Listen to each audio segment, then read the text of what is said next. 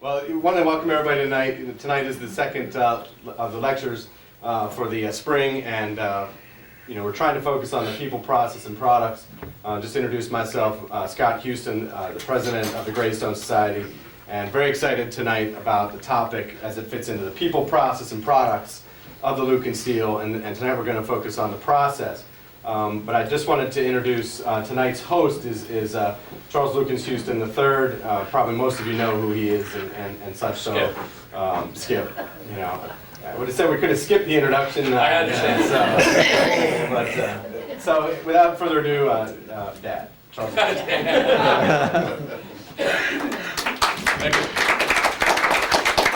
I'd like to welcome you tonight. This is very exciting for me, and I really have two wonderful guys that are, all three actually, that are participating tonight, because this is a very lively type of a program in terms of, I think you've seen some of these wonderful pictures of the melting. I joined Lukens in 1960, worked in the engineering department, and worked my way over to the open hearth, which are the two big buildings back over here, which are no longer melting, and saw some of the early steel making. And Gene Diorio will be talking to you a little bit later about the process and how we evolved.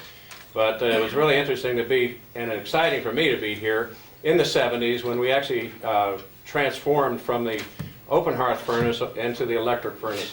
And Frank and Kenny can tell you that Dudis and some other fellows, they would compete on how quickly they could get the melt out of the open hearth over the electric furnace. And it was kind of unfortunate because the open hearth had, or the electric furnace had a technology that they could just rapidly move, where the open hearth, the way it was designed, it just took about 24 hours or so to go from a tap to a tap. And they'll explain to you what a tap is. Some of the language you may hear, if you have a problem with some of the language, just stop them and say, well, what we really mean is pouring into the ladles. But it's good to have you here, and I'm going to be calling on Gene Diorio to start the evolution of the steel making here from the early history of the company. But we're really joined here by Fred Smith, who retired as Vice President of Operations of the company, of Lukens Steel, before it was sold to Bethlehem. And we have Kenny Hopton over there. And Kenny came to Lukens in 1951 as a carbometer operator and retired in 1982 as a supervisor of the electric melt shop. And over here is Frank Yannetti, and he came to Lukens in 1947 as a second helper, and he retired in 1983 as supervisor of ladle refining. But when I was with him, I saw them running around and feverishly. You don't get in the way of these fellows when the melt is in the furnaces, either way. Because if you do, they run right over you. They have a job to do, and nobody can be in their way. Whether it's my father, Whitey Molstein, me, for anybody else, you didn't get in the way of the melters. These guys were the one, if they didn't make it right there, it didn't get right the rest of the way. So it's a real pleasure having them here, having you here, and I thank you very much for participating with us. Fred, do you want to come up with me?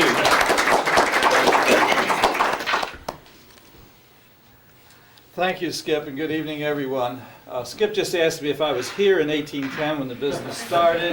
I said, no, I didn't come to 1815, so I'm missing a few years. These gentlemen are going to tell you the details of melting. I was asked to fill in some of the other history of the company. As you know, we do take 1810 as our starting date. It was in that year that Mr. Pennick bought the property here along the Brandywine in which it's located.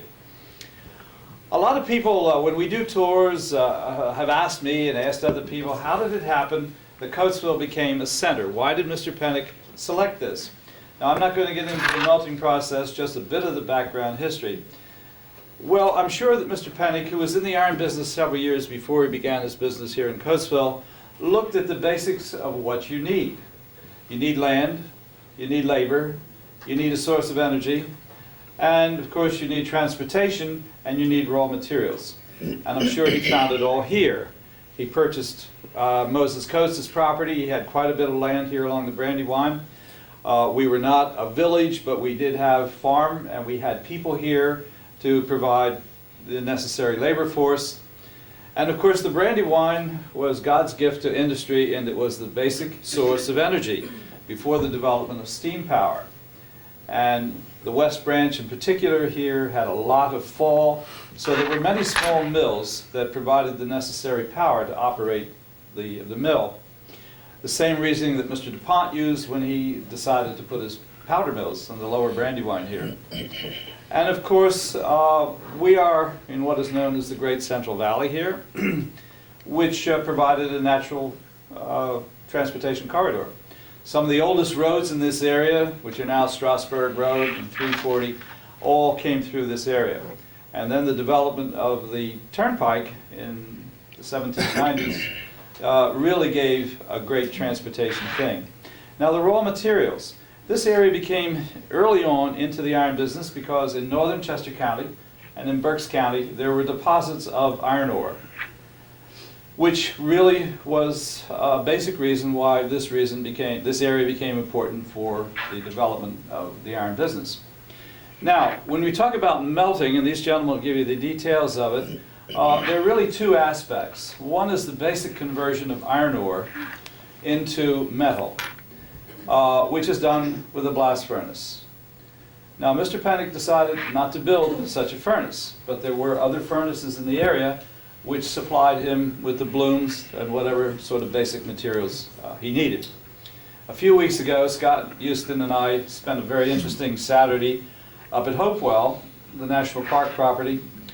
We had been invited up to a meeting with the superintendent. We met with them, and it was sort of a refresher course. And there you see the basic conversion. Pennock didn't do that. In fact, at no point, to my knowledge, in the long history of Lukens, did we ever have the facilities here, either ancient blast furnaces or modern blast furnaces, to do the basic conversion. So Lukens was pretty much dependent on outside sources. I remember reading somewhere that some of the salespeople that Rebecca Lukens dealt with said, "Why don't you build your own furnace?" And she really didn't want to do it. However, as time went on after the Civil War, Lukens continued to grow. We developed progressively larger rolling mills to handle heavier plates, but we were still dependent on outside sources. By the 1880s, iron was largely being supplanted by steel, which was the other phase of melting, in which you might call it a refinement of iron to a finer quality metal. And in the late 19th century, the open hearth process, which these gentlemen will explain, became pretty much the dominant way in which steel was made in the United States. We were still buying slabs, blooms outside, but going through some of the company's archives a lot of years ago, the minutes of the Iron and Steel Company, about 1891 I found an entry in the board in which Dr. Houston, who was still living and was president of the company, said, "You know, it's about time we start making our own steel here at Lukens and not be so dependent on outside sources." So the board agreed, and Lukens proceeded to build its first open hearth. It was built in 1891, 1892, and on February the 25th, an important date in Lukens history, we poured our first heat. The initial plant had 2 open hearth furnaces of 35 tons. Later on, they were enlarged to, they were originally 30 and then enlarged to 35, and then we added 4 more. And that building is still standing in South First Avenue, no longer a plant, but it was where Lukens first made steel here. In fact, we have the heat papers from those very first heats in 1892. As the company continued to grow, later on the company built 2 later open hearth plants, one in 1899, and then the larger one, the number 3 shop, in 1918. So for many years, all our melting of steel was done here in those plants. And as Skip told you, later on in 1957, we developed Phase A, and Lukens decided to go into manufacturing of steel in the electric furnace, which was a major technological change and which was very beneficial to this company in the long run because the open hearths were becoming obsolete. That's sort of the background of our melting. As you will see, for a lot of years, we really didn't do melting until we built our own open hearths in the early 1890s. So with that, I will turn it over to Fred. Are there any questions historically that Gene would like to answer or would like to ask? Yes. The first open hearth, was that iron ore to iron, or was that pigs to As far as steel? I know, we would buy pig iron and probably scrap. We have always been very heavily dependent upon scrap, which we remelt. We are basically a recycler. of things. Yes. Yes, it's remelting. Could you explain the difference between iron and steel for us? Well, iron, very briefly, iron is the conversion of the ore. In fact, if you look out in the lobby, you'll see some chunks of iron ore. These would be put into a blast furnace, heated Can I with take cold. Why don't I let, he's more technically. Nor Bernie can take it. Iron is basically a product that might be 96, 97% atomic Fe iron, 3% carbon, maybe 1.5% silicon, and steel is maybe instead of 3% carbon, 0.3% carbon or 0.2% carbon, and a different silicon. So chemistry-wise, that is the answer to your question. Application-wise, strength, cracking, application, there's a world of difference between what you can use iron for and what you can use steel for. I don't know if that's about what you were asking, but Yeah. the fundamental difference is metallurgical, Yeah. and the applications are much different. So iron is the natural state, Right. and steel, you reduce the amount of carbon. Correct. Refinement, really. The natural state of iron that you find in the ground in a good ore body might be 67% Fe, 30% oxygen, because it's rust. And the process of steel making or iron making is to drive those oxygens out and come in with iron, to change it from 67% up to, say, the 96 or 97% iron. If you go to some iron mines like in Minnesota, the taconite, that iron content is much lower. It might only be 30 or 35% iron. So then they have to beneficiate that to get it up to 67% to put it in a blast furnace. So iron, as it's found naturally on the surface, I mean, our whole core of our Earth is, 92% iron and 8% nickel. But iron, as we find it, is rusted, and it's about around those numbers, if that's kind of where you were going. Yeah. Yes. You referred to a record of the first melt, or whatever. What would that record consist of? Well, What the did heat you- sheet would show all the various items that were put into it, the quantities of them, what other chemical or physical additives and so forth. We have, I don't know if we have it here on display, but we used to have it on display, that 1892 heat sheet. It's on the wall. Got a couple of It's on the wall, you can look at it in the after. hallway. Oh, in the hall, okay, yeah. I can't answer what was on the 1892 sheet, but Can't you, Fred? Frank could tell you what is classically on a heat sheet, and you might want to answer the gentleman's question, because not only do we have that heat, but we've got a record of all the heats that were ever made in this steel company. So, Frank, what's on the heat sheet? Well, a heat sheet is basically the chemistry that you want to finish with. And then it has, as you work this heat, you start out with a certain carbon, and each of them are logged on this heat sheet until the heat is tapped. And then finally, when the lab runs a final chemistry, it tells you if you made the heat correctly or made it incorrectly. But that's a heat sheet as I know it. Sure. And it'll have the data on it, such as who's the customer, who's the melter, because that's might as well be his signature. Who's the first helper? What did we put into that? What was the raw materials? What percent pig iron? What percentage of this kind of scrap? How much flux did we put in? How much lime did we put in? What was the temperature that we took, and what was the temperature we tapped at? Because all these things have a specification around them, and this is how you assure yourself that, and the record, if something ever happens, you go all the way back through the rolling and the melting records to see what that was. I have a quick question. Do you make all your batches, your heats specifically for customer specs? They were all, you just wouldn't run a standard heat, which it was all for a specific product? Every heat was always made for specific product. Sometimes, if the order book was good, you would always make it for a customer. If the order book was a little light, well, then you would make some stock heats of a type that you would. But you're always going to make that heat for something that you're aiming for. Looking at the list of folks that were coming, we have people of different backgrounds, and we have a lot of ex-steelmakers and ex-Lukens people here. But I would like to show two film clips, the first of which is from the 40s and shows a segment of open hearth steelmaking as it was filmed at that time. And then we'll fast forward to the 80s and show a clip as well, because I think the best thing that we can accomplish tonight is to get a fundamental understanding of what melting is and answer your questions, because then we'll have a lively discussion and we'll all be satisfied that we got something out of this.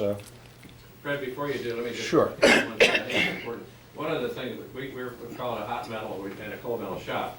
And basically where we were competitive is we could buy scrap with a known chemistry. So we could actually segregate some of the scrap as it was brought in and actually put it into a furnace, therefore not having to go with the coke and the coal and so on, starting with what we call virgin material. Correct. And so we had a leap ahead of being able to buy scrap back from, some of our own scrap maybe back from our own customers. So we were able to have a step ahead in being competitive with some of the big integrated steel mills. You may want to talk about what integrated means versus what we've done. Right. And this is what really kept us ahead. And then we talk about the dog's breakfast type of steel, which means we can make smaller types of steel and quantities of steel, where the big producers had to do maybe 10 to 14,000 tons. Right. And I just wanted to get that out before we got finished. Well, I think that's an excellent point. Our steel mill here in Coatesville is in reality a very small operation compared to other steel makers. In a good year, we would put out 500 or 600,000 tons of steel. In an integrated plant, 3 million, 5 million, 10 million tons would go out in a year. So we had to pick our spots to compete against the big guys. I mean, there might be 100 million tons of steel melted in this country historically and even today, and only 600,000 or 700,000 tons here. It's a very small company, even though when you look at these buildings, it's massive. If you've been to Pittsburgh or you've been to Chicago, you will see massive. This is mini massive. So let's go back to the 40s and see how. You have one question here. Oh, excuse me. Do you continually add to the mix of this that's in the ladle or whatever as it cooks? The answer. Is there just something it's all put in and it goes? I think I'm after trying to ask you, some of these questions will be answered in the film, Okay. but so I'm going to hold that one, because if it isn't, I forget exactly what's in there. We certainly can answer that question. See, my In detail. husband was a metallurgist here, and he was called in the middle of the morning, you know. No, in the middle of the night. Morning. In the middle of the night. We never bothered to call Grubby in the middle of the morning. We just did it at night to upset people, you know? Hold that thought. Range to make one of the heaviest and thickest plates ever rolled.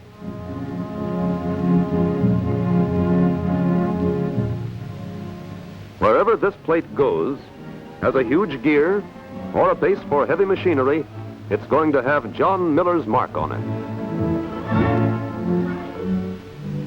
John knows that his is only part of a total job.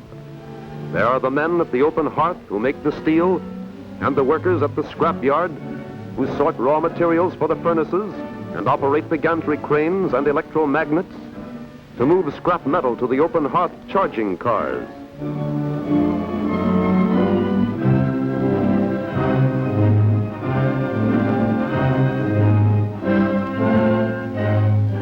All of this goes to one furnace to make one heat.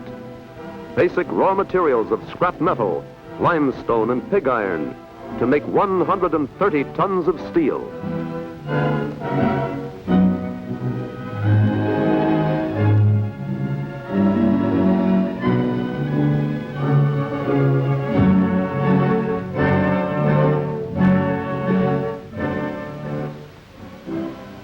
Here is Max, moving up. Furnace 24 is in his group.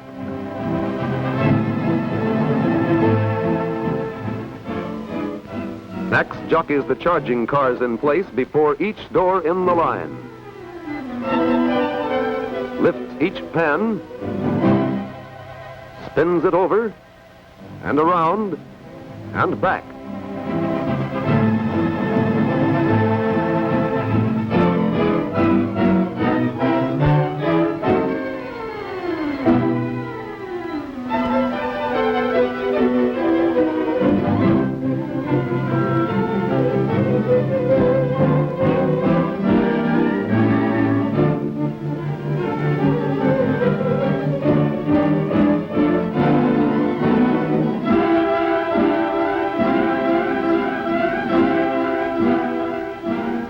Max spreads raw materials so they will melt into an even heat of boiling steel. Steel to be cast into molds that form ingots for the mill.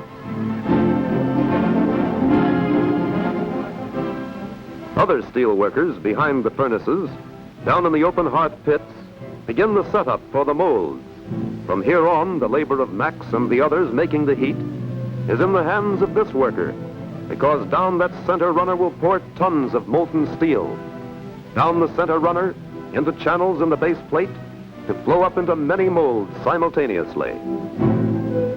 Out of thousands of molds cataloged according to different sizes, the right size required to produce the finished plate is loaded for the open hearth pit.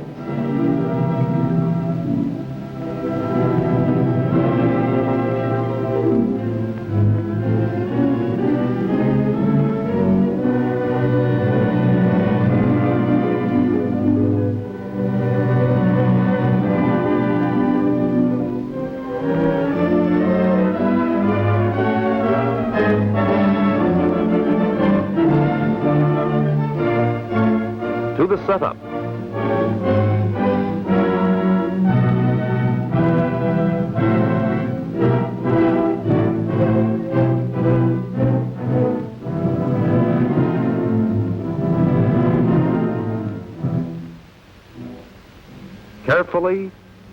Carefully centered over the channel in the base plate.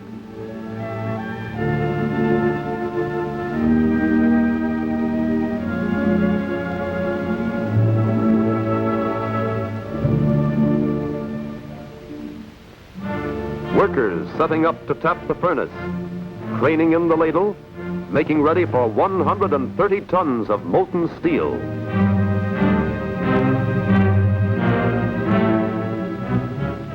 Up on the furnace floor, melters, like Max's boss, keep close check on the progress of the heat. The inflexible rule of the open hearth is exact quality control. His men understand and follow that rule. They check and recheck a heat by tests from the molten bath. Tests to maintain exact chemical specification.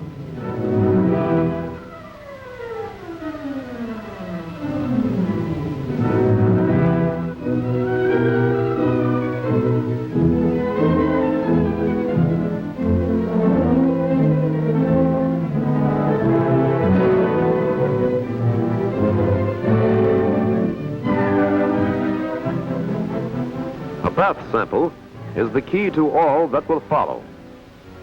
This miniature ingot and slag from the heat are analyzed in the open hearth laboratory, where technicians with delicate instruments determine whether additions of iron ore, carbon, manganese, nickel, silicon, or chrome should be added to the heat, and how much.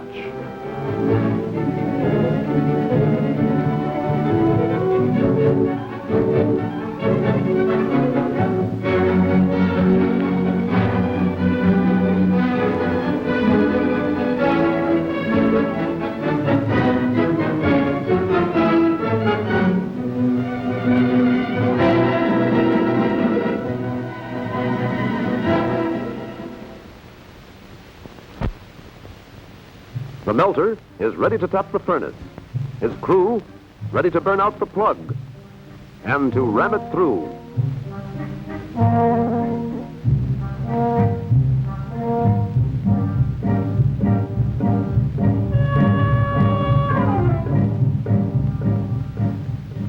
Here it comes, molten frozen steel.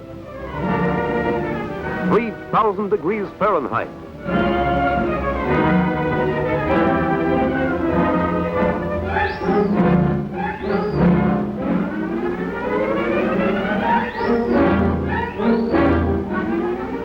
Measured additions that the lab has specified. Aluminum, manganese, and more silicon. And carbon in just the right amount.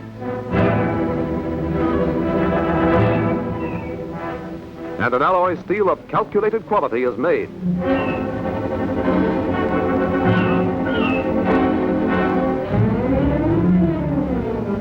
Steel filling up the ladle, and non-metallic slag floating to the top and spilling over. Making room for 130 tons of steel.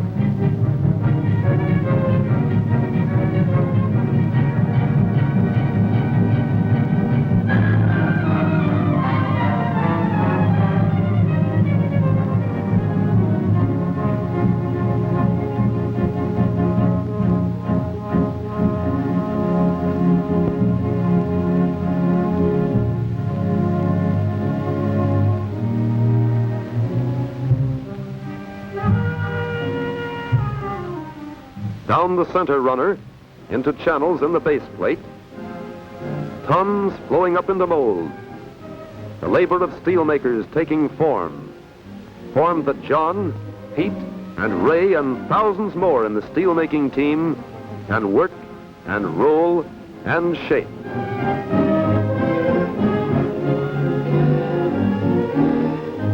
Ingots like these for the 120-inch mill. Ingots for Ray to roll out into steel plate for industry.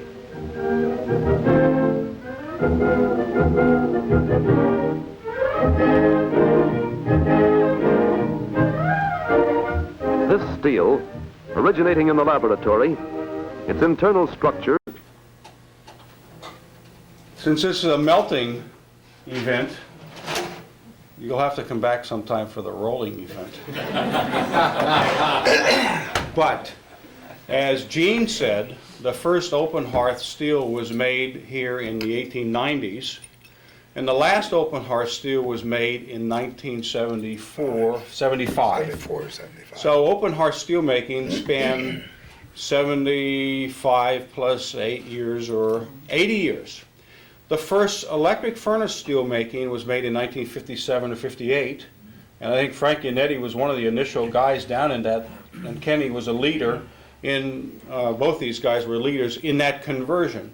The first electric furnace steel making, which I'll show you in a minute, was in 57, 58, and we finally shut down the last open hearth and in 1975. We had 12 open hearths running here.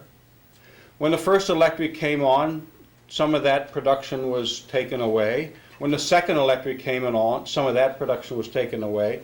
So finally, by 1975, when we shut the last open hearth down, and incidentally, there was never any pollution controls to amount to anything on that, on those furnaces. So the ladies in town had to know which way the wind was blowing before they hung their clothes out to dry. And but the entire period of time, we were making 500,000–600,000 tons of steel per year. When we shut the open hearth down, then we had 4 electric furnaces. Went from 12 to 4, and today there's 1 electric furnace, and we're still making 600,000 tons a year. So the progress and the technology of melting and refining has gone on dramatically, and there's not enough time to even go into a lot of those details, but I did want to give you some order of magnitude. With regard to open hearth steel making, both Kenny and Frank were involved with that. When I first came to the company in 1970, I spent a few weeks on the open hearth floor, which is literally less than a quarter of a mile from here. So before we go on to electric furnace steel making, let's pause and ask these gentlemen any questions about the history of open hearth steel making and some of the details that might be of interest to the group. Yes, please. How do you clean up? What you say? How do you clean up? clean up? With a you mean- shovel. Well, it certainly looked like stuff was pouring not only into the, You mean after they tap, how do you clean up? Well, they had, down in the pit, they had clamshell thing, to load the slag and debris out, put it on railroad cars and send it out to the slag dump. And the steel that was, when you pour down the runners and it goes out what they call the sprues, they'd use a magnet and they'd pick that up and they'd put it in the car and remelt it. so once it's solid, you can pick it up with a magnet. Oh, once the steel, once the ingot gets hard, different size ingots had to set a different amount of time before you could take the mold off and the ingot was completely, Okay, that's the ingots. What I want to know is the stuff that was like spraying off yeah. in there, which doesn't become an. Yeah, that went out to the slag dump. When we first started, we used, the cranes had the clamshell bucket. You'd pick it up like, you know what a clamshell bucket is, that a crane would operate and it would get down open and get down and then it would close and the debris would be in the clamshell. And they'd load that on either to a truck or to a car and it would go to the slag dump. Ma'am, were you talking about the material coming out of the spout and going into the lake, all the sparks and stuff? Yeah, I'm talking about the stuff that wasn't going where it was supposed to be going. You mean everything but the steel. And then on Because either, once it's hard, Yeah, Yeah. the sparks, actually, you may end up with like very small pellets and stuff, and that they would either sweep off into the pit, or they would use a shovel, throw it into the pit, and then pick it up with the clam buckets. And eventually, as time went on, we used to use bulldozers. to use do it. dozers, right? And today we use big rubber-tired or steel-treaded bulldozers to push the slag up. And the slag gets crushed. It's like rock. And it gets sold and used as ballast for roads or even for making asphalt or cement. But the ingot, if you're talking about what we poured the steel, when you strip that, then the crane has dogs, they call them, that opens and closes. And they'll put it down over the ingot and squeeze it and pick it up and put it on an open hearth was narrow gauge car to go to one of the yards to be conditioned and into the mill. Frank, I think what she's probably concerned about, there's some waste steel, and it really wasn't a wasted product. The steel that we used, the good steel, was actually in the ladle. Right. And what was coming out, looked like it was coming on the sides, really was slag, and it Slag. was not a good product. Yeah, what runs out the two sides is the ladle. Steel stays in the ladle, slag is lighter, so slag stays on top.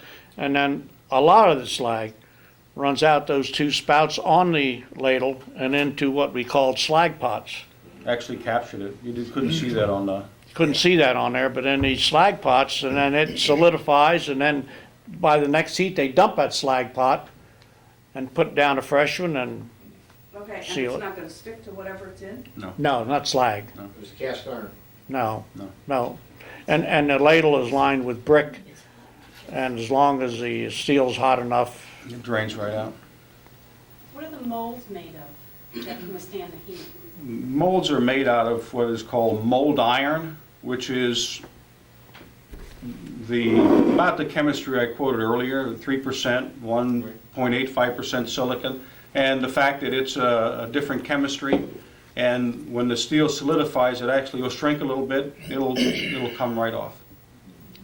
Come right off. It looked like they were vertical. They are vertical. Okay. They are, if you can imagine this is an ingot, if you can imagine this is an ingot, the mold is completely surrounding. It might be 10, 12, even 20 inches thick, depending on the size of the ingot. And you pour down this center runner underneath, and actually you're filling the mold from the bottom.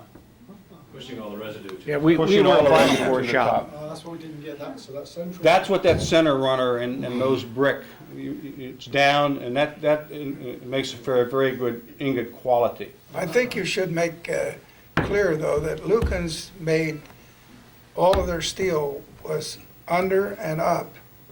And a lot of other steel mills did not do that.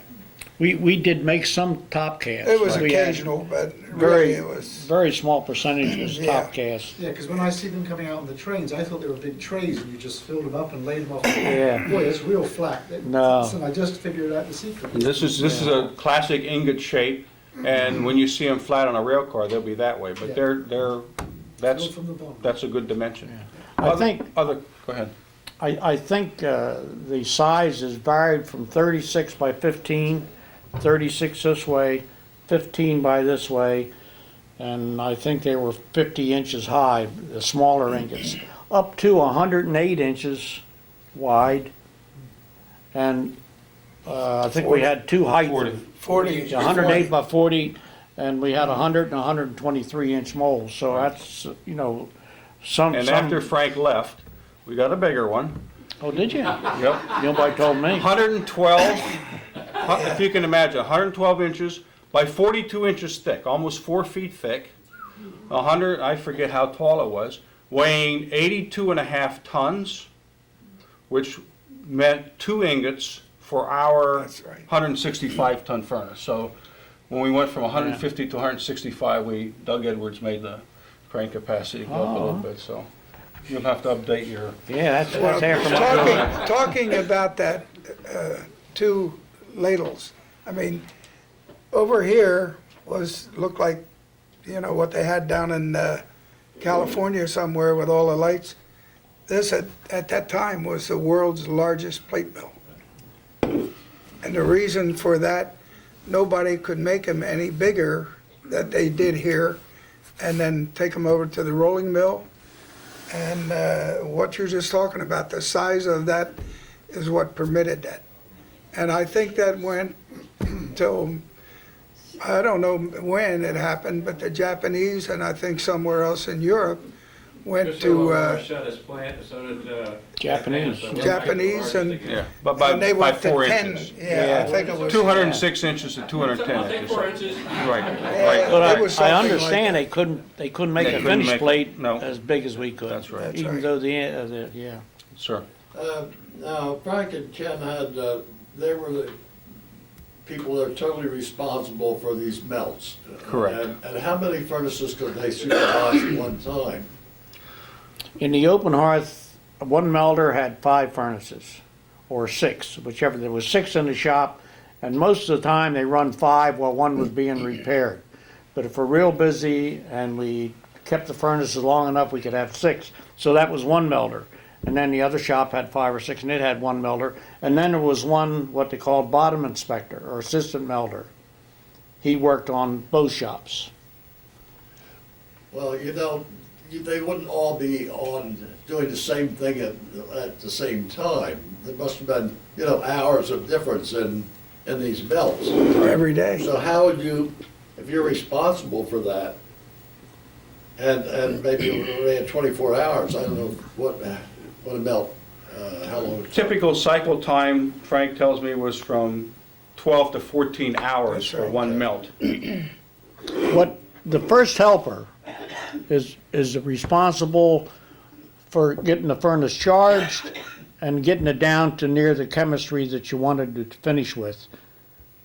So the melter really wasn't needed around the furnace unless it was a problem until the last maybe half hour, 45 minutes, and then he would decide when the heat was hot enough, when the carbon was proper and so forth. So the melter didn't have to be, he did his paperwork and everything, but the first helper was responsible for charging and melting down that heat and getting it down You're there to chemistry. responsible for the quality of that melt. I mean, it all stopped with you.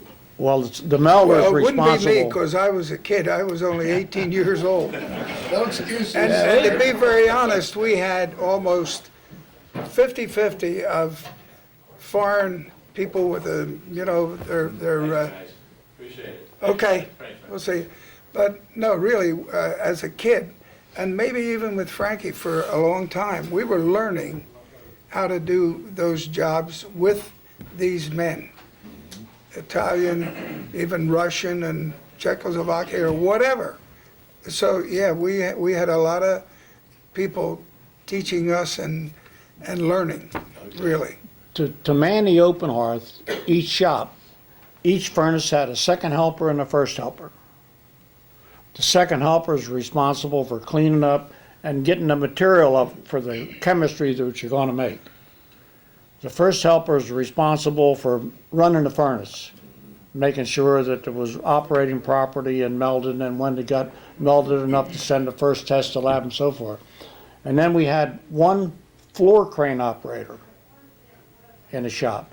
And we had 2 charger operators. You saw those buckets going in the furnace.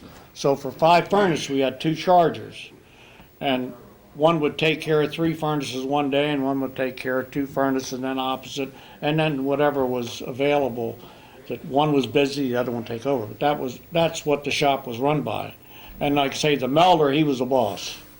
And he made sure he made the chemistry and had to eat hot enough to fill the ingots and not make what we call ice cream. When it wasn't hot enough, it was ice cream. Question in the back. How long did it take the sample to be tested, and how critical was that time frame? Well, it was real critical. If we would send the initial test, the carbo boy, the guy was on the floor, would take 2 tests. He would take one that he could read on what we call a carbo box, That's right. and the other test he would send over to the lab.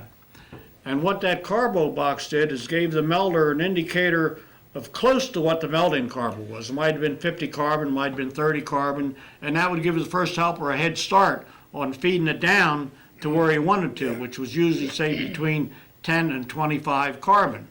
But it might start out with 80. And the guy from the lab, when he would send that over, that would tell him what the copper was, what the sulfur was, what the nickel was, and then it really wouldn't hold the furnace back, because the first helper was already started on it because you knew what the carbon was. But you had like a 1 code, a 4 code, a 5 code, a 6 code, a 7 code, an 8 code, and they were all require certain chemistries, particularly copper, Nickel, chrome, and copper, nickel, and so forth, chrome, maybe even chrome. So the time for the lab, from the time you sent it over to the lab to the time you got it back, was about 10 or 15 minutes. Frank, you might add one thing. Some of the melders are so good. Yeah, They can actually look in the furnace yeah. and watch what they call the rat tails Mm-hmm. and tell how much carbon was in that heat even before they got it back from the lab. Or they pour a sample on the floor and watch the sparks. Yeah. I mean, this is how sophisticated some of these guys were with the years of experience to be able to do that. Not even have to wait for the lab. And before we got all this technology, that was the way they tapped the heats. Right? They poured it out of the spoon to see how it cleared the spoon, and that told him how hot it was.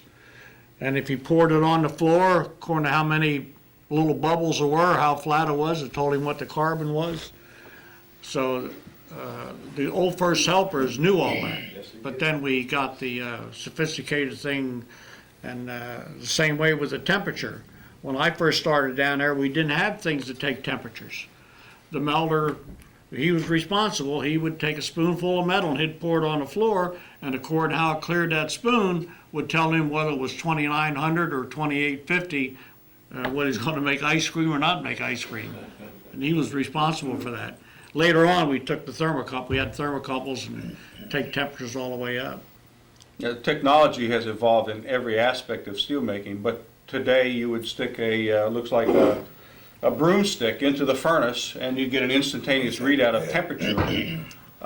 You would take a metal sample, you would put it in a if you go to a bank and you blow your receipt over to the teller, well, you put your piece of metal and you blow it to the lab, and within a minute and a half you have the full range of chemistry back.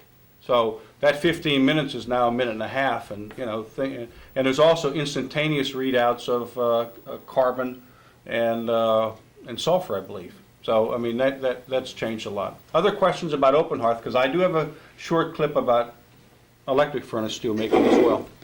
Is there continuous casting? I'm gonna touch on that. Our electric furnaces, and you don't have pours, so you just, We still do both here. oh, all right. We still do both. 'Cause we still make ingots because, as you'll see in the next film clip, our continuous caster is 9 inches thick. It's also capable of doing 12 inches thick. Well, there is a mandatory reduction that you have to take, a minimum. It has to be at least 2 to 1, or depending on the grade, 3 to 1. So the most you can make out of a 9-inch plate, a 9-inch slab would be, say, 3 inches thick plate, or maybe a 6-inch thick plate. But if you want a 12-inch thick plate, you have to come out of an ingot. Okay. And so we're still the specialists in this area. So perhaps today, 60% of our steel gets continuously cast, and 40% gets produced in ingots, because that's still required. Yes, I just Scott? have one quick question before you leave open hearts, is the process of tapping, it looked like they were lancing it from behind, and, you know, and then there was one at the end on the pour side, you know, freeing up the hole. Just go through the tapping process. The open hearth had a tap hole, and like it was there's 5 doors on each one of our 100-ton, we call 100-ton furnaces down number 2, 150-ton up number 3. And in the center and the back, and the way you built that furnace, the banks and the bottom, is to let all the metal drain out to the center and back of the furnace, which we call the tap hole. Now, at the end of making a furnace up, the second helper is responsible for closing that tap hole up, and then putting a clay plug in the back. When it come time to tap, the second helper dug out the plug and had a ravel and cleaned out the dolomite to where he thought it was going to be close to coming out, and then the melter would use an oxygen lance, a 1/4-inch pipe, and he would make a little hole in it, and sometimes it would come out hard enough they wouldn't need what you see then, or the bleeder, but most of the times you had to use that bleeder to make that hole bigger, so that steel would run out in, say, 3 or 4 or 5 minutes. It was just a big, like, metal bar, Scott, it wasn't any oxygen lantern. It's a square. And so that level We call it a would bleeder. drain out. Huh? And that level, the hole was below the level of the bath, so it would drain out, right? Yeah. The hole was in the center bottom of the furnace, and the furnace bottom was sloped, so everything would drain out just like you'd put a drain in a lawn, so it drain out some way. But you were just banging a hole to make that drain hole. Pardon me? You're just banging it out to make that hole. Yeah, Later on, they had a thing they put in there to blow it open. we had a jet tapper later on, what they call You a know, jet I mean, tapper. It was little by little Technology. by little, Yeah. they were making those things Now, how does easier. the open hearth get its heat? It's sitting there with all this stuff. Well, the heat comes both ways. From where? Every 15 minutes, they would turn their, Natural gas or oil. That's right. yeah. Oil they and reverse steam them is back on- and forth. It's on each burner, 15 minutes But that one way and force it 15 out. minutes Okay. the other. yeah. It's not coal or coke or anything. Not coal or coke. 150 pound of steam, and I forget how many gallons of oil per minute you would adjust it to, and you had to adjust those two so that the flame would be nice and sharp. High velocity The flame. first helper was a key guy on a furnace. Yeah. He was the key guy. So it's heated by oil and gas. Yep. The next one will be by electricity. Other questions on open hearth? Well, one more. Sure. Are they there? Are they still there? Or No. have they been dismantled? The buildings are there. They're and they're, storage buildings, I guess, aren't Huh? they? Storage building. well, they do slab conditioning, slab Yeah. storage. They also have the grinding machines in the open hearth. So the buildings you can see, they're the ones, when you came in and you saw Mittel steel on the side of the building, that's open hearth number 3. Yep. But there's no actual furnace inside? No actual furnace. No, it's all been torn out of there, melted down, and the buildings are converted to another use, basically. Let me get it out. All right, this is fast forward to, I'm not sure what year, but certainly in the 80s, I believe. The story of Lukens Steel is closely tied to this country's history and began when America was a very young nation. In the early 1800s, Dr. Charles Lukens operated a primitive mill on this site. It was here in 1818 that the first iron boiler plate in America was rolled. It was not only an historic event for the country, it set the course for Lukens steel. Dr. Lukens, and after his death, his widow Rebecca, built a solid business providing economical iron plate to replace the expensive copper plate then being used for the boilers of steam engines.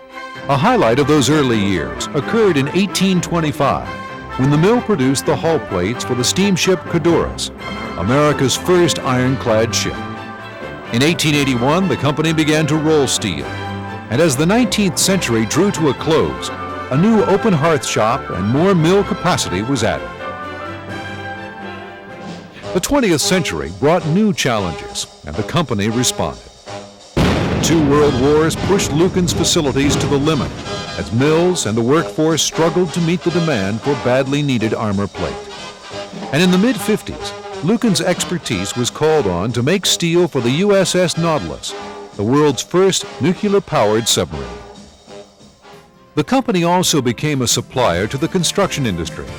Lukens steel has been used in major building projects, such as New York's World Trade Center, the Verrazano Narrows Bridge, and Philadelphia's Liberty Place. More recently, the company has supplied plates for numerous highway bridges. Even when the steel business took a downturn in the early 1980s, we made a major commitment to upgrading and modernization of our facilities. And now, more than ever, applications for today's Lukens steel products are limited only by our customers' imaginations. Join us as we follow an order on its journey through the mill in Coatesville, Pennsylvania. A customer inquires about plate for a petroleum processing vessel. A Lukens sales and service representative accesses the appropriate technical lead time and price information. A formal sales proposal is then transmitted by fax. Upon customer acceptance, the system automatically converts the proposal into a confirmed order and places the order in the production schedule. When the order arrives in the plant, scrap metal is carefully selected based on the specifications for the final product. The scrap is then placed in the electric arc furnace and melted at a temperature of about 3,000 degrees. Once the steel is liquefied, it is poured into a ladle and transferred to a refining station. Impurities in the steel are removed, and alloy additions are made as precisely as if a baker baking a cake added the sugar crystal by crystal. The molten steel is then either cast into the continuous caster or into ingot molds. Ingots are used to make thicker plates. In the continuous caster, the steel is run through a series of water sprays to cool it, rollers to straighten it, and then cut into measured slabs. The next step is to reheat the steel and then run the slab through one of Lukens' automated rolling mills. In much the same way as a rolling pin is used to flatten dough, the steel is rolled through the mill until the required length, width, and thickness are achieved. The plate for the future petroleum vessel is being rolled on the 140-inch mill. The 140 is unique in that it has a vertical edging mill as well as horizontal rolls and hydraulic gauge control, which ensures flatter plate and more precisely controlled dimensions. After the steel has been rolled into plate, it can be heat treated and then prepared for delivery to the customer. In much the same way as the process vessel plate was produced, Lukens produces a number of other types of plate steel used in building highways, bridges, ships, and more. At their mill in Again, we have a very exciting rolling mill presentation scheduled next year, I guess, Scott. Well, we did it last year, actually. Yeah, did you? We'll do Okay. this again next year. The electric furnace steelmaking was what you just saw, and the power, of course, is electric. Lukens is the second largest customer of Pico Electricity, or Pico Energy, or Exelon, number one being SEPTA. They mentioned something that caught my ear, and that is as precisely as if you put a grain of sugar in a cake. These guys talk about 80 carbon, 30 carbon. A typical chemistry would be 0.2% carbon. And the melter would have to hit between 0.19 and 0.21. And if you think about the number of pounds, 0.01 of 165 tons, it's 16 pounds. So you're talking very precise chemistry, carbon, nickel, chrome, moly, I mean, deadly, the chemistry that you want. Of course, if you melt in because you don't have the greatest scrap in the world or something, at an odd chemistry, you're not going to scrap that heat. You're going to call up some metallurgist in the middle of the night and say, hey, I got a little problem with my copper. And he'll say, well, if you adjust the manganese or you lower the carbon a little bit, that still will make properties and give us the okay. And so then we'll proceed. So that might answer the question that you asked a little while ago. The movie touched on some of the specialty steels that we made: bridge steels, heavy equipment, armor plate, petrochemical, steels for the environmental application like scrubbers, nuclear power plants, and the like. So this is very specialty type steel that is made in this plant. To give you an idea, we have melted as much as 800, 900,000 tons of steel here in a year. And if you're making that much steel, you need darn near 1 million tons of scrap metal. And since the average car weighs 2 tons, or used to, weighs less than that today, you're talking about melting the equivalent of 500,000 cars in a year. Typically, you would melt 3,000 tons a day, which means you would consume 65 rail cars of scrap metal to make that steel. So Lukens is a huge recycler, I think Skip mentioned that earlier, of steel in this area, as all steel companies are.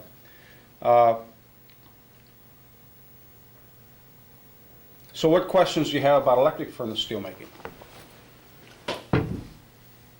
The film didn't really show the process as much as the open hearth one. How does the electric work? What makes it different from the open hearth? The open hearth was fired by mainly steam and bunker C oil. And we had a burner on each end of the furnace. And every 15 minutes, the first helper reversed the furnace, which means this 15 minutes we had the fire coming in this side and drafting out the other side and down through checkers and out through the sewers and up the stack.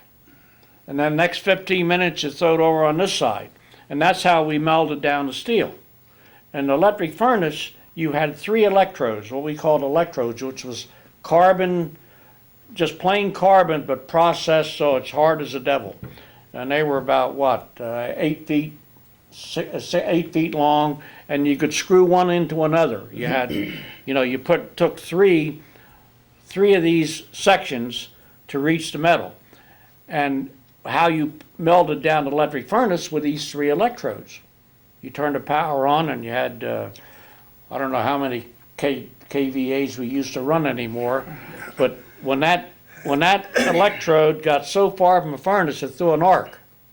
At how many degrees was that arc? 5,000 degrees? 6,000 degrees. 6,000 degrees. And you had 3 of them in there, and that melted the scrap. And like I say, the open hearth, you had the 2 burners on each side, and that's how we melted the scrap. All the power was concentrated at the tips of those electrodes. Yeah. They would bore down through the scrap until they got near the bottom, and then they would start melting from the bottom up.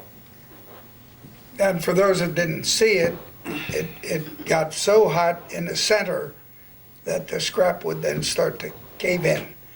And that was the real end of how you got it where you want it. And the time of that is if you don't break an electrode by this caving in. And they did a good job of that, to be very honest. They did a good job in loading the scrap in. But if you did have big pieces and they didn't get where they wanted them, you could break an electrode, lose some time. But once it's hot down there, it'll bring it in. And what could we make it then?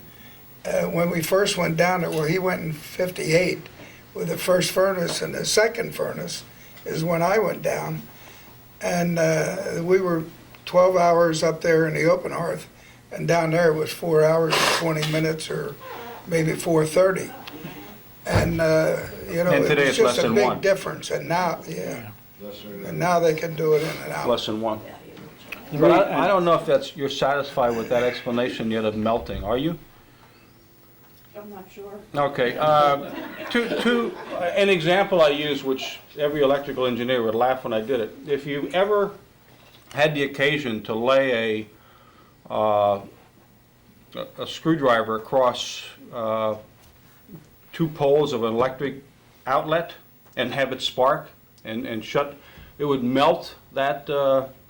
It's a controlled input of electricity. It's almost like welding, although welding is usually DC. You can melt metal with that electricity. Well, it's just the controlled fury of a lot of kilowatts of electricity.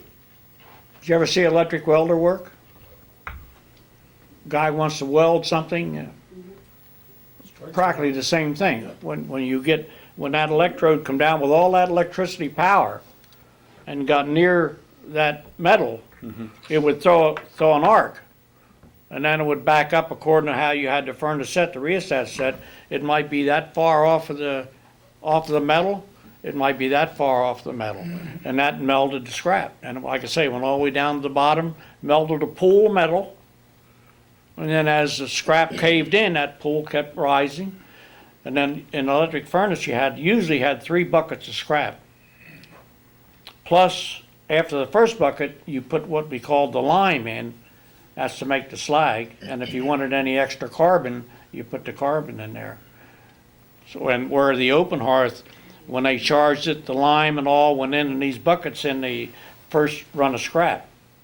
In electric furnace, we put it in after the first drop. After the first drop melted down enough where the second bucket would fit. And that was the crucial thing that the first helper had to watch. Would it fit? The fuller the bucket was, the more you had to melt it down. Because mechanically, you have a furnace that's sitting, in the open hearth, you had a furnace sitting on a foundation. In the electric furnace, you have a furnace sitting on a rocker. So this furnace can tilt when it taps. But it also has a roof on it that lifts up and swings out. And so that you bring the bucket over the top of the furnace and drop the scrap into, close the roof up, bring the electrodes down again. You had a question in the back here. Is scrap just smashed down cars? Scrap metal? What's a scrap beside cars? You mean automobiles? Yeah. Oh yeah, we sent that. What they usually, I guess they usually come in bundles. When they bring a car in now, it goes into a big bundler and makes a bundle. And we used to charge what you call bundles, but we charged motor for cast iron, and we charged the frame of the car would be cut up in lengths. All cars are good scrap? Aren't they made of something else today? Today, there's what they call a shredding machine. And I don't know, how many people have heard of a shredding machine? Okay, a couple. The scrap actually is one right here in South Coatesville. But there is a shredding machine, there's probably 150 of them in the country, all over the country. And they bring cars in that are flattened. You might see them driving around the road. And they'll feed these cars into the shredding machine and at the rate of about 1 a minute. And it's got a mill in it that just hammers, it's called a hammer mill, tears these cars apart into fist-sized pieces of scrap metal. And in the process, there's a magnet that takes the steel scrap one way, and there's a vacuum that takes the upholstery and what they call fluff another way, and the non-magnetic material goes another direction. The non-magnetic goes across an eddy current, which throws the aluminum out, and the other material is copper residue, which goes in another direction. So that car, depending on what's in it, has so many pounds of metal, so many pounds of copper, so many pounds of aluminum, and the whole thing is recycled again. So, but to answer your question, the whole scrap industry, of which there's scrap yards in every town, the scrap metal comes in, and then depending on what it is, they'll put it through a shredding machine and call it shredded scrap. If it's a farm implements or whatnot, they'll call that they'll cut that up and call it number 1 heavy melting. If it's thicker, they'll call it plate and structural. If it comes out of a machine shop, it's machine shop turnings. And they'll segregate that, and then you'll buy those commodities from all these little scrap dealers and big scrap dealers around the area. And most scrap that comes into this mill comes from within 100 miles of here.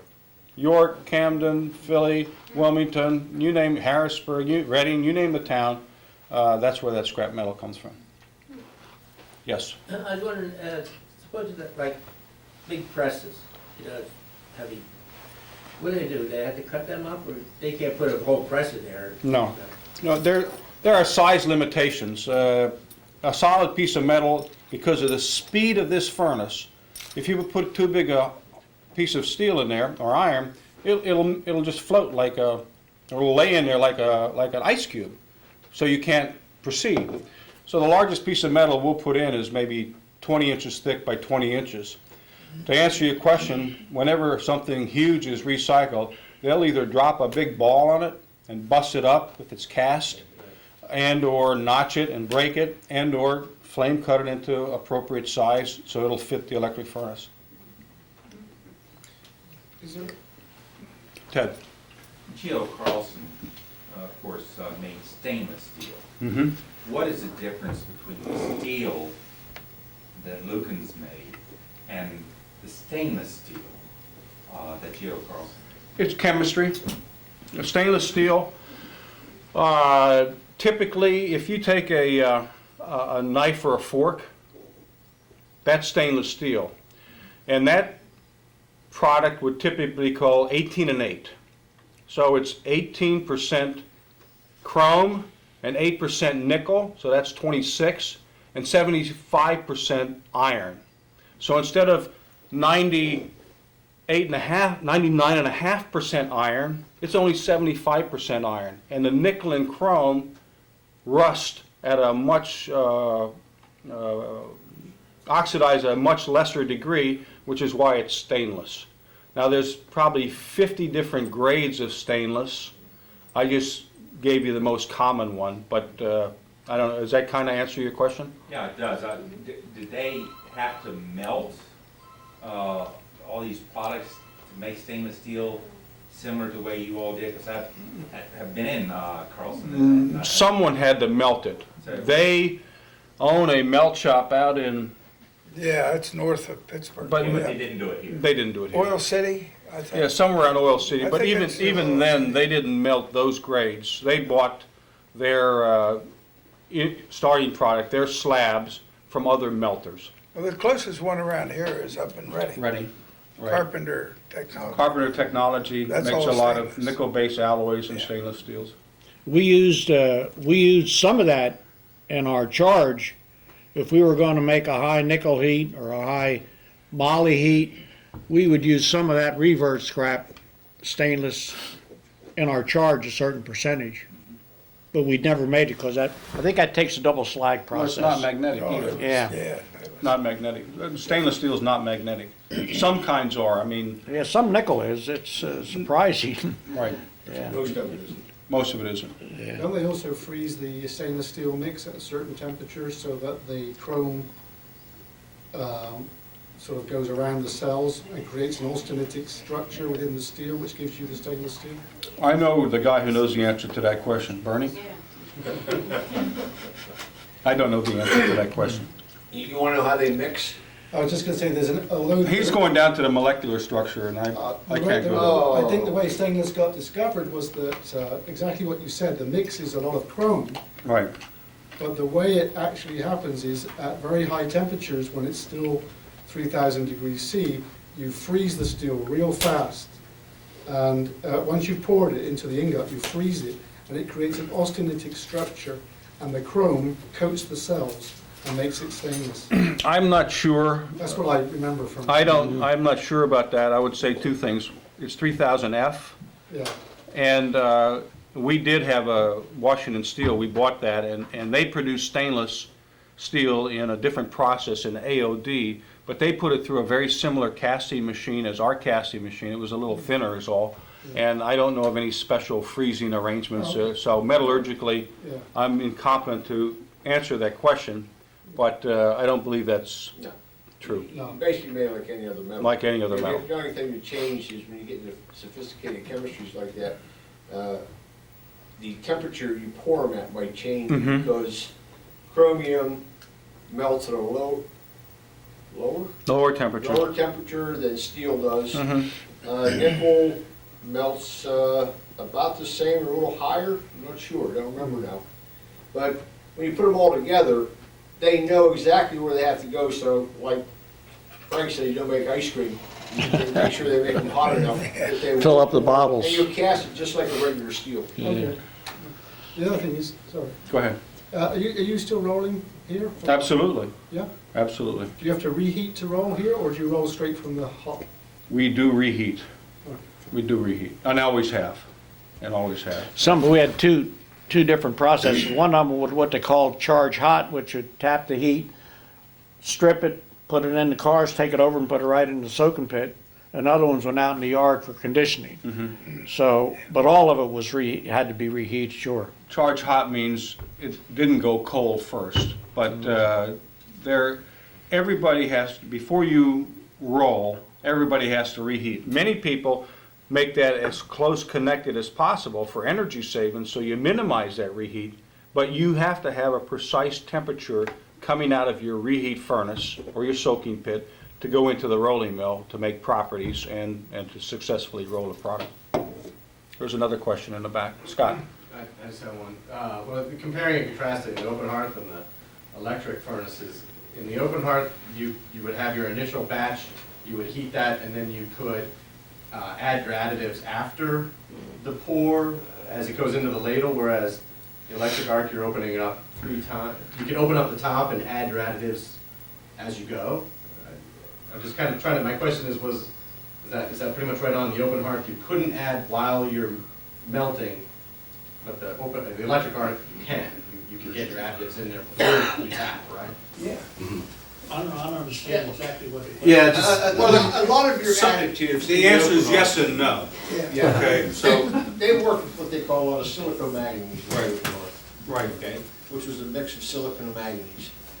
And they would always go in a lot of times at what they call block the heat, where you have to determine, you try to take as much oxygen out as you could from the bath, because you didn't want your manganese and chrome or everything else being tied up and lost by the tie-up with the oxygen.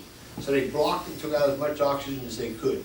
Then they would dump in your silicomanganese or manganese or whatever into that bath and let it sit for a while until it dissolved. The finishing touches they would do from the back of the platform as it was going into the ladle. They would actually shovel the material into the ladle from the back of the furnace. That's where they make their final adjustments for carbon, and any manganese or silicon they want to put in. Or aluminum. Right. But in the open hearth, you did most of it in the bath. The balance you did from the back of the furnace. The electric furnace, particularly with the new technology now, you did very little in the furnace. You took it over to the degasser, or I don't know, what's the newest thing down there? ladle refining furnace. Ladle refining furnace, Right. where they had the chutes that they could go in. They already had the heat deoxidized. In other words, they took as much oxygen out of the bath as they could. And they knew they'd be getting like 100% recovery of anything they put into that bath. okay. That was a big difference. And you saved a lot of time by doing it with the ladle refiner and everything, because now you're not taking up that valuable furnace time to get the metals to dissolve. I have Yes. a very untechnical question. When did you wear that? When you're around the hot metal. Whenever you're down around the furnaces in the back, any place where you had sparks flying, we were pouring off the platforms, and trust me, they were hot and bulky, but they served their purpose. Especially in the summertime, they were hot. The air conditioner. Actually, they do have, they have experimented. I haven't talked to anybody lately, but they did have water-cooled ones that they used at the mold at the Strandcaster, because those helpers didn't have to move very far very fast, and so therefore you could run some cold water through and cool them. But in the pits and the furnace, they had to move around so much that was impractical. I remember when I first started down there, we had one acid furnace, and that's different than a basic furnace. And what we had then is Nomax, it was a cloth fire retardant, not the aluminum. And the melter said, "Okay, Frank, go dig the hole out." So I put my hood on and I got my bar and I'm knocking the plug out and I started to ravel and he said, "Frank, come out of there." And I went to turn my head and the whole hood just crumbled. That's how the back of the furnace was white hot. The brick was white hot. So we had to put a sheen iron out. But the clothes didn't catch on fire, but it fell apart. And it even gets more interesting than that because the heat, you had to be insulated because if your pants got hot, even if it wouldn't burn, it would burn your legs or arms. And so almost every helper that I knew year-round wore long underwear underneath the green and underneath this. For what reason, Kenny? Well, you just didn't want to burn. It would create, some people were, like women, excuse me, but their skin is more sensitive. We had guys that weren't like that, so it's hard. I wore it. You remember when they started, we all had that to wear. It was tough at first to make guys think they needed it. And that was always a problem with people not wanting to do everything, thinking they could do it their own way, quick, hurry, and get out of there. But it was dangerous. It really was dangerous. It goes to your legs if you get wear some of that stuff, particularly long stuff even in the summertime. So I think what Frank said in the very beginning, that was something that wasn't there later. They learned quick. I guess you would have to say what you did right after that, compared to 2 years later when I came. When I first started there, didn't have hard hats. You had to buy your own gloves. You had to buy your own shoes. And you had what they call later on Nomax shirt and pants, which you got from the safety department, which was fire resistant. But when we first started, we didn't have, like I say, no hard hat, no gloves. And Fred talking about the long underwear, I didn't know too many younger fellows did, but all the old timers wore long underwear summer and winter. How in the summertime when it would already be hot, even in shorts, how long a shift were they able to work like that? Well, number one, you get used to it. If you can't now, the heat, and as far as heat's concerned, either you can take it or you can't. There's people, when they get so hot, they pass out. And you can't do anything about it, and they can't work there. But some people can take more heat than others. And the hotter it is, the more clothes you put on to protect yourself. So it's a matter, and then you didn't stay there too long, particularly in the back of the furnace where it was real hot. You might work there 5 or 6 or 7 minutes and have to go out and cool off a little bit and then go back again. So what is... Guys work double shifts, 16 hours. But the standard operating practice of these furnaces was 4 crews, because there are 7 days in a week, and 7 times 3 shifts is 21, and 21 divided by 5 days is 4.2. So you had 4 crews, 24 hours a day, 7 days a week, and generally, if business was good, the only day you shut down was Christmas Eve and Christmas Day. That would be 24 hours a day, and people would relieve on the job, and so 8 hours was your standard shift. But as Bernie said, if somebody reported off and you needed another person on that crew, you might call somebody who was off, or you might not get that person, in which case you'd ask somebody who's working that shift, can you stay and work an extra shift? And then that's around the furnace.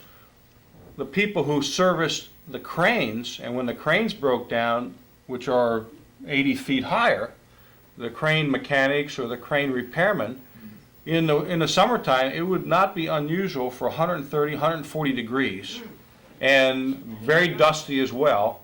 servicing those cranes. And those guys are tough steel makers, steel workers as well. So it's a tough, brutal, interesting, fascinating business too. I think the electric furnace and the open hearth were the same. It was very hot, sweating in the summer, and very cold in the winter because everything was open in the back. And if the wind is blowing out here and it's only, say, 20 degrees, it's like 8 or 5 or whatever. And it was that bad or worse down in the electric furnace. And I never wore long underwear till I went to electric furnace to first help. Yeah. Then I wore long underwear. Yeah, that was a Because big it's difference. open on top, open on the bottom, and it's just like a wind tunnel. And we didn't have pulpits when we first started. Hey, you Just sit out in the panel. open, the first helper sits in front of that panel the whole time the furnace is running. And you sit out there and just on a stool, nothing around you except cold. So I started to wear long underwear. I thought about that, Fred, you're right, they didn't have pulpits back in those days. No pulpit. Yeah. Just a panel. Ted, you want to ask a question? Yes, not completely on the topic, but I've often wondered, sometime when I was in my office over at City Hall at Greystone, I would hear this loud bang. And one day I was in a meeting with Skip, Greystone meeting, and we heard it again, and you have to hear it all over the West End. And Skip said, uh-oh, Lukens just lost some money. There's going to be a reprimand there. So I assumed that someone that was on the crane dropped a plate or something. What effect did that have? Or, Could that have been salt being thrown in the middle of the brake scale? You know what I think of? Was the open hearth running then? Or was the open hearth This was going? back in '87. Was the sound coming from the No, electric it was- furnace or from the mill area? It sounded like it's coming from the mill. Yeah, okay. That had to be Because- thrown salt on the D scale on the mill. Yeah, you had that, and the open hearth, you had the jet tappers. When you and reversed. Right, and the electric furnace, you had the cables hitting together, Yeah. and that made a loud sound. And I don't know, I hear it at night, I still hear it at night sometimes. Well, I would say, when you hear a boom, it can be any one of the following items, and these guys can add to it. When an electrode breaks, it's a big boom. If it's been snowing out, and you put your second bucket in, and you got a big glob of snow or ice, and it hits the molten bath, you got a boom. If a closed container, let's say a propane container, which is not supposed to get in that furnace because it's pressurized, if that gets in the furnace, it's a boom. If the cables, the old electric That's the loudest. raw cables, when them things bang together, it's like a short circuit. There's a boom. When the rollers, in the rolling mill, is there a noise when the roll? Salt on Oh, the roller. Salt on the Could be- rolling mills, Yeah. on the back of the 206 mill, that's a boom. When you drop a slab in the middle of the night, it can make a loud noise because there's a lot of inversion conditions in this little valley, so sound is trapped. And so at night, that's a different phenomenon. But there's a lot of reasons why things go boom in the night. if you're dumping, If you're dumping slag on water. yeah, if you're dumping a ladle and there happens to be some water down there, you get a nice boom. Yes. You have a dedicated line, energy line to someplace on the Susquehanna River, Pico, generates that? Yes. Two Two. dedicated lines? Two. What level of energy do they have in them? We take our electricity from the Pico at 138,000 volts. Okay, so that's at I think there's another level that they transmit across the country that's like double that. But the highest level at Pico goes within their systems, 138,000. We take it right off that substation, and from that point, it goes to our transformers. The lights, perhaps even in this building today, but certainly They used to. they just switched it. But Yeah. we would have our transformers would take it from that 138,000 volts down to 110 that you have in your house, or 220 for your dryer. And we had two dedicated lines, one from the east and one from the west, so that if we lost either one, we could still run this plant. Okay. I think, does that answer your question? Yeah, I remember when the electric furnaces were put in, there was a big controversy between Lukens and the PICO about the cost of the energy, and you were gonna I was do in the, something different, would go to the PP&L. other electric company. Right. Oh, yeah. I was in the middle of that. Oh, yeah. But that's another story. Yeah. That's another story. We won, by the way. We Yeah, I was lost, gonna say. we lost the court case, but we won the battle. Yeah, that's right. Other questions? All right. How are we doing for time? Good. That's actually an hour behind. So it's about 7:15, or a little bit 7:30. So we just want to really thank you for coming in today and sharing your experiences. You know, it's one of the things that we're trying to do more of is tell the steel making story, because it's such a fascinating process, and it's you know, very technologically well, filled with technology and you know, history. It's a big story, and really appreciate your time tonight and coming and talking to us, Fred and Frank. I would just like to say one thing. Frankie and I worked together in the open hearth, and we worked together in the electric furnace for so many years here and there. And quite honestly, I don't ever remember us reporting off. We needed the money. I had 4 daughters. And I worked on Christmas Day one time, and my wife wasn't too happy about that until payday. So, Are you both Coachville fellows? yes. Well, actually, I was born in Rock Run. Were you paid well? I grew up in Modena. Dangerous work. I mean, were you paid well? We thought we were, Made a living yeah, Okay. and worked a lot of extras. yeah. I mean, a lot of extras. So, You know, a lot of those people in the melt shop, the only time they work full time is if they wanted a boat or if they you know. Then it was us guys that, you know, that really had a family and really wanted nice things, so we worked all the extras. One time, my turn was daylight, my regular turn, and the daylight melder come up to me and said, "Frank, I need a man for 3 to 11, just report it off." I said, "Okay." So I worked. On 3 to 11 turn, I'm going home, and the melder, Sam Noonemaker, stopped me up there. He said, "I want you to work 11 to 7. I said, "I can't. I work 7 to 3 and 3 to 11. He grabbed my shirt and he shook me. He said, if you don't work for me tonight, I'll never ask you to work another extra." I said, "I'm sorry, I can't do it." And he insisted, and he was a lot bigger than I was. I said, "Okay." He said, "You're going to have an easy night." Well, it was one of the toughest nights I ever had. 2 furnaces had bad bottom. So I worked 11 to 7, didn't get no sleep at all. I thought, he said, "You'll get a lot of sleep tonight." Because in the open hearth, if there wasn't nothing to do, you lay down and go to sleep, nobody bother you. But if it was something to do, you better be there. But anyhow, now I go back on my daylight turn, and I had a pretty mean melder. And he found out that I worked the previous 3 24 turns. hours. Right. And it never happened before. We didn't have hardly any trouble at all with the bottom, but when you had bottom trouble in the open hearth, you used a 1-inch pipe and about 120 pound air, and you blowed the steel out of the hole, and then you filled it in with either dolomite or some other material. Well, the furnace bottom looked good, but he got the hose out and he blowed it anyhow. And when you do that, you make the hole bigger in the front. So that means you got to put a pipe in it and make it smaller again. So he said, "Okay." He said, "Now, Frank," he said, "we're going to shut that hole up with a dolomite gun, which we used for the back of the furnace. It was a gun that shot dolomite, and then you made the rest up by hand." He said, "And you're going to go in the back and you're going to shove a pipe up through that hole, and we're going to start right up." Never did it before in all the years, never did it after. But he just mad at me because I worked 24 hours. I went home. Boy said, "You want to eat?" I said, "Nope." Laid down on the living room floor and went sound asleep. well. Well, again, we really appreciate your time and effort coming here tonight and talking to us about it.